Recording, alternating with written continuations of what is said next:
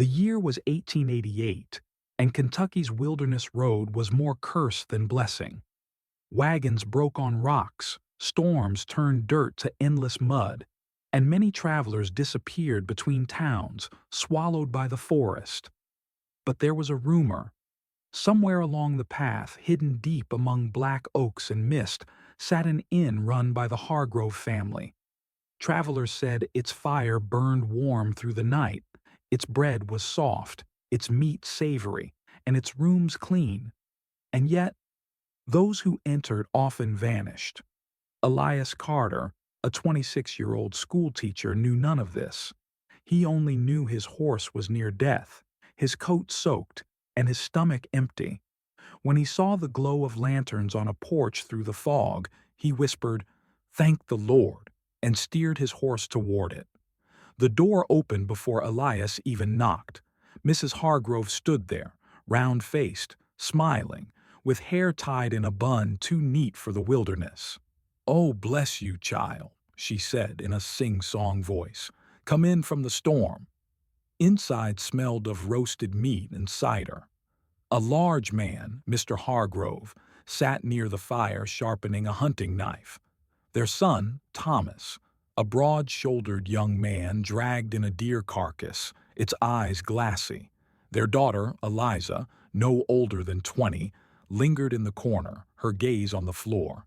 "You're safe now," Mrs. Hargrove said sweetly. "No wolves, no bandits here. Safe."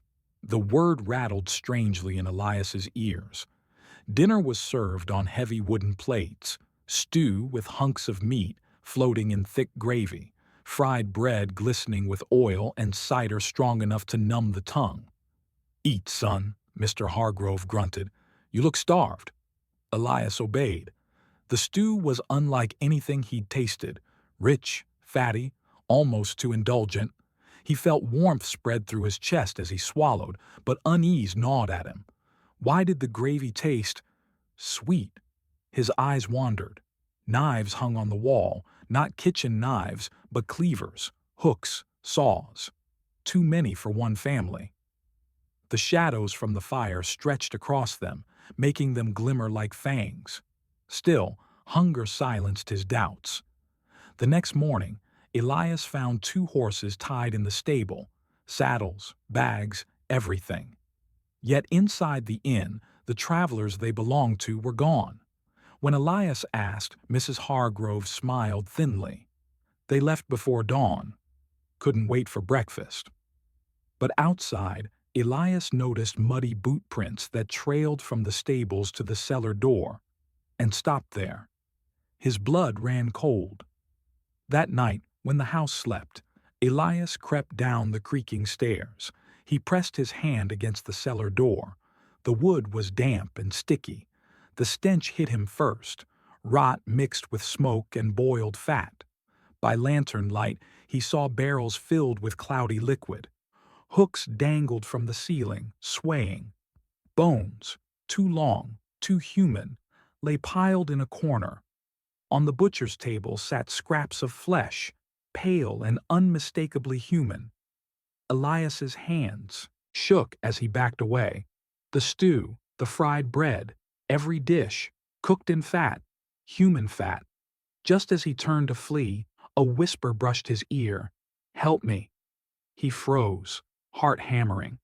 Behind the barrels, a pale face appeared, a young girl, no more than 15, her eyes hollow, her skin ashen. Her lips moved soundlessly, mouthing his name, though he had never seen her before. Elias blinked. She was gone. Ghost or guilt-born vision?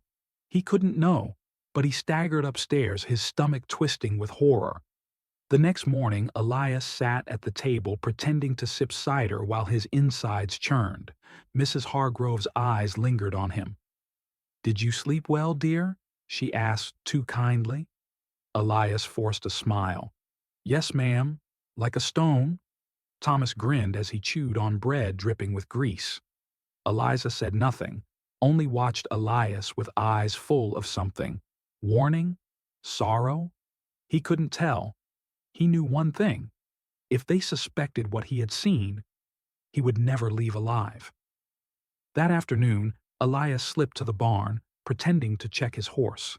Eliza followed, her pale hands twisting at her apron. "You saw," she whispered. Elias stiffened. "What?" Tears welled in her eyes. "The cellar. You know now." Through trembling lips she confessed. Years ago, when drought ruined their crops and debtors threatened to seize the inn, her father killed a traveler for money. Her mother helped cover it. Then another man came. Then another. The killing became easier. The rendering, the cooking, routine. "I hate it," she choked. "But if I run, they'll kill me too." Elias took her hands. "We'll leave tonight, both of us. We'll go to the sheriff. This has to end." Eliza looked terrified but nodded. For the first time, hope flickered in her eyes. They agreed. After dark, when the family slept, they would take the horses and flee. But every tick of the clock until nightfall felt like a knife blade against Elias's throat.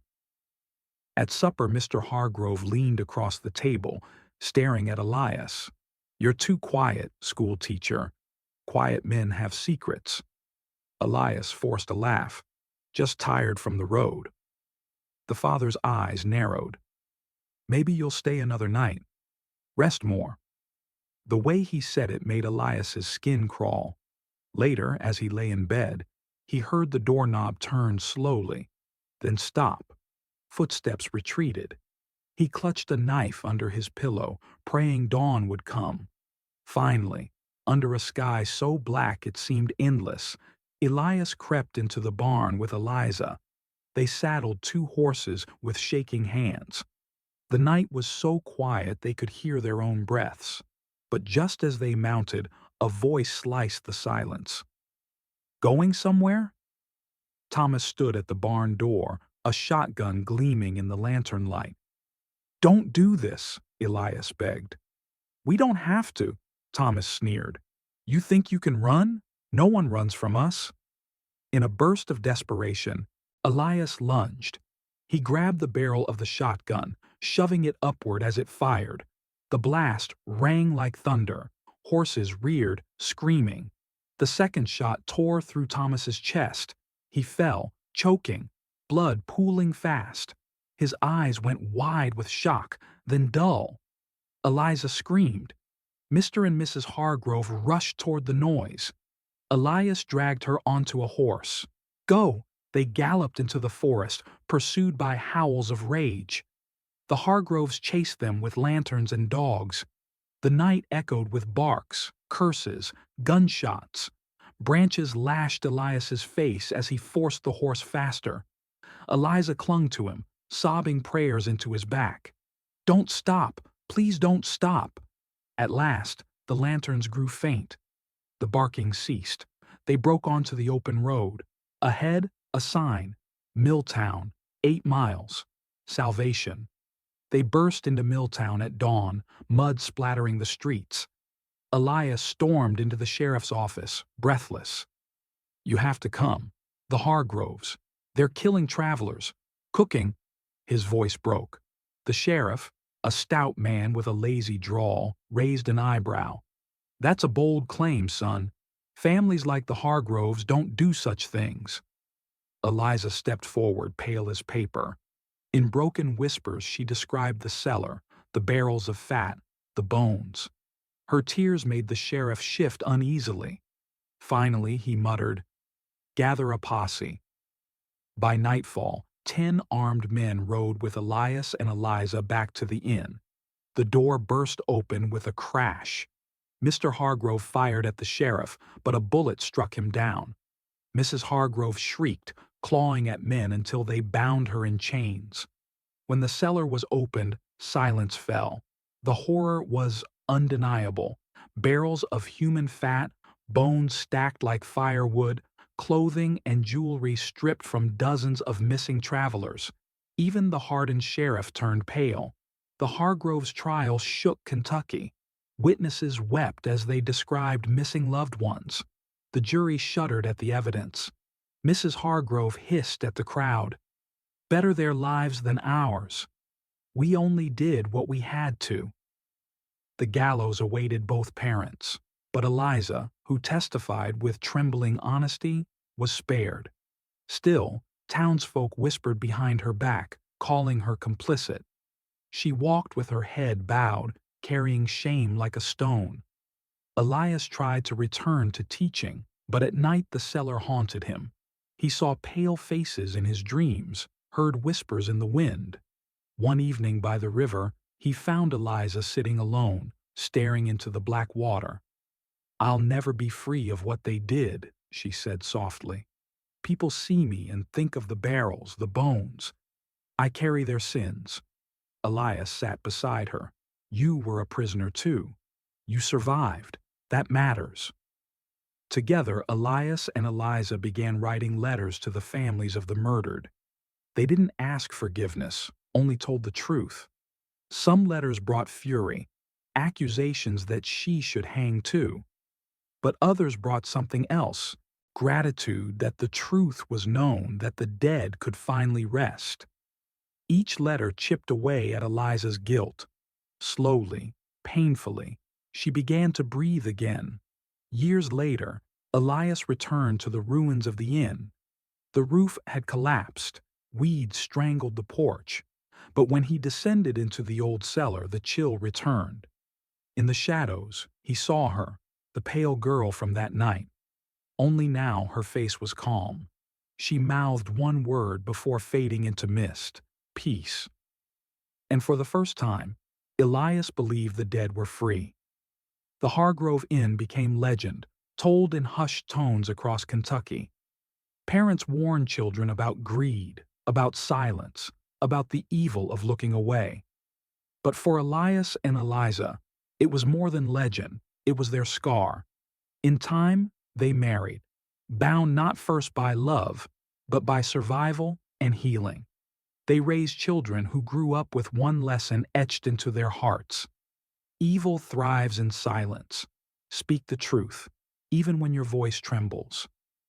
From the ashes of horror came a strange light, a legacy of courage and compassion.